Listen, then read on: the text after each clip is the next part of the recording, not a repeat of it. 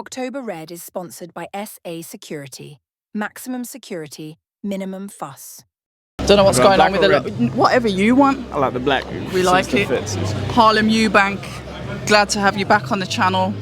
We've just seen the press conference, but before we talk about that, let's talk about you. The last time we spoke, you was going up against Jack Catterall. That was a strange fight to watch. Now, I need you to talk me through it because I did a live watch along and you know what, your words, Harlem. It just didn't catch fire, you know. We went to his backyard.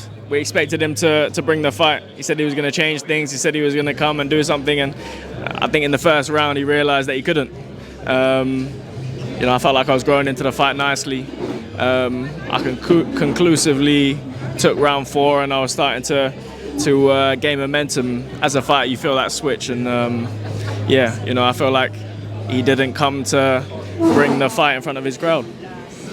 When you're in a fight like that, how does it feel being the opponent? Because it's like, okay, how do you take charge when the fight's a little bit negative?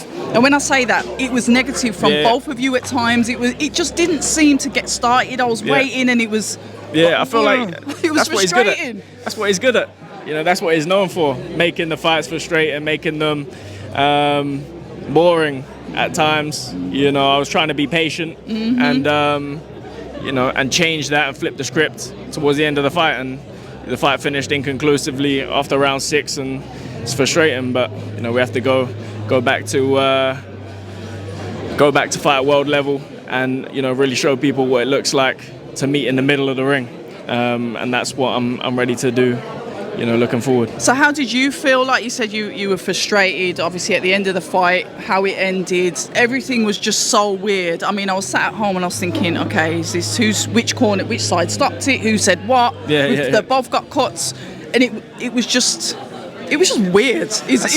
Like I say, we was in his backyard. You know, he had his friends commentating. He had, you know, an organization behind him in front of his own people, and he couldn't do anything in there. So yeah, that's kind of how it finished, inconclusively, and they didn't want to run it back. So we move on to fight at world level against hopefully a former world champion next. Interesting. So I know you obviously can't give anything away because those deals aren't necessarily done yet. But what is the landscape with you? And the only reason why I say this, Harlem, and I get it's me being devil's advocate again. Wasserman, when it was like, you know, the new signings, you were all there at the office and it was exciting, and you did a bit with Sky Sports, you did a bit with DAZN, and then it went on to Channel 5, and then it went a little bit quiet, and then there's not that many shows, and then it's like which fights are airing, and some of them aren't even on YouTube, and it's like, the frustration, like from a fan's point of view. How does it feel from a fighter's point of view? Because if you're not top of the card, you're not really getting that, like... Yeah, I've been grateful to be, you know, to be able to headline in my hometown. Yeah. In Brighton. And we've done great shows there. We've done record numbers on Channel 5. Okay. With those shows as well. So it's been great to access the general populace in that way. Now I'm at a stage where I'm going after some of the biggest fights. I want to become world champion, so I'm going after world champions and fighters that have been there and done it. So we're at a stage now where we really want to push, and you know, hopefully the brothers can push the case for me and put me into them fights where I can show my skills on the world stage. Do you ever feel like it's going to get to the point that you are not too big for the promotional company, but say for example Jack Catterall, he's had the fight, he's a bit frustrated, he believes that he needs to grow, so he's going to change. Does that happen with fighters with, say, promotional companies, is what I'm getting at? Potentially, you know, I hope in my case that, you know, I'm a very, very loyal person to my people, you know, to my training team, to my promoters. So, you know, I'm hoping that we can continue and finish the path together.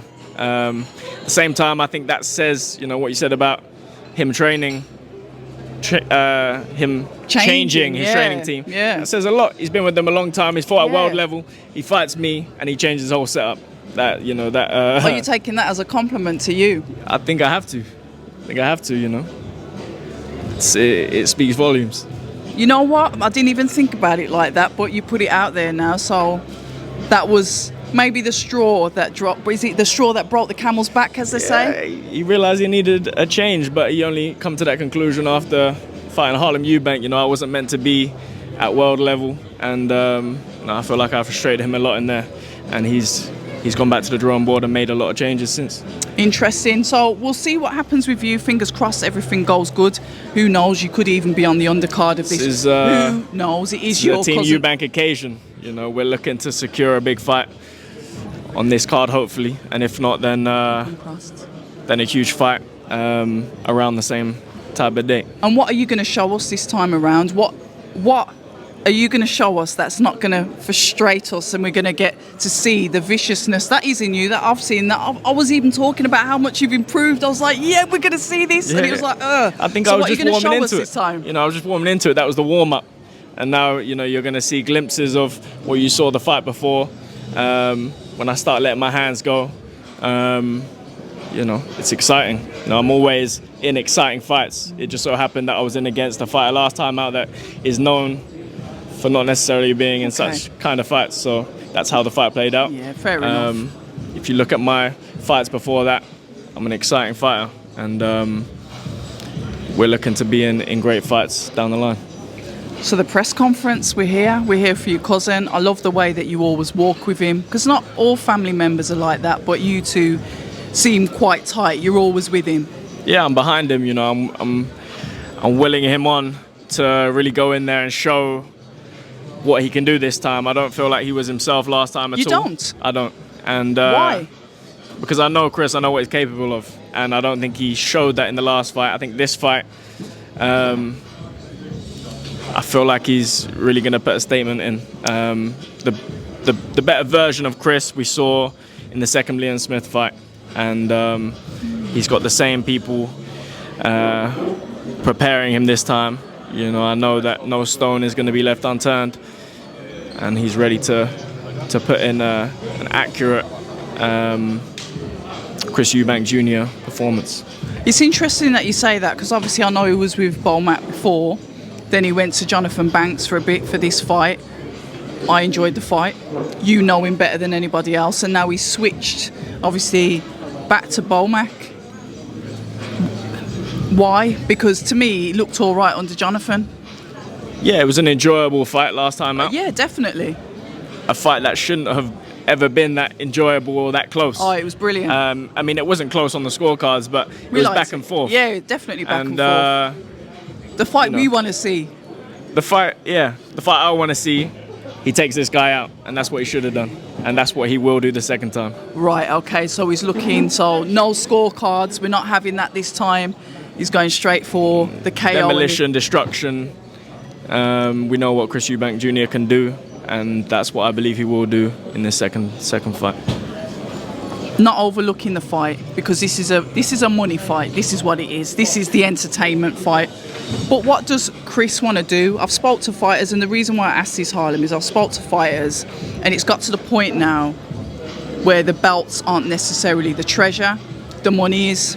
The belts can be in the shelf, and the accolades are there, and you passed your exams, and these are beautiful things. But at the end of the day, is boxing shifting towards, I'm going to make as much money as I can because I'm a business, I'm an entrepreneur, and the money is what will last generationally? Is boxing changing? I think you see some champions that take all the belts and they leave the sport, and they're not looked after. Yes. I agree. I think it's about striking a healthy balance. Okay. I know Chris wants to fight the best. He was he had his heart set on the Canelo fight. I think he's just partnered with the guys that have shown how you beat Canelo Alvarez, and I'm sure he'll be looking at that fight in the very near future. Listen, it's always a pleasure to speak to you, Harlem. I can't wait to see you back out again. Fingers crossed you get what you want. That's it. You deserve it. I know that you work hard. Appreciate Ladies and gentlemen, it is Harlem Eubank. I'm Abs of October Red, and we are sponsored by SA UK, Maximum Security, Minimum Fuss. Until the next time. October Red is sponsored by SA Security. Maximum security, minimum fuss.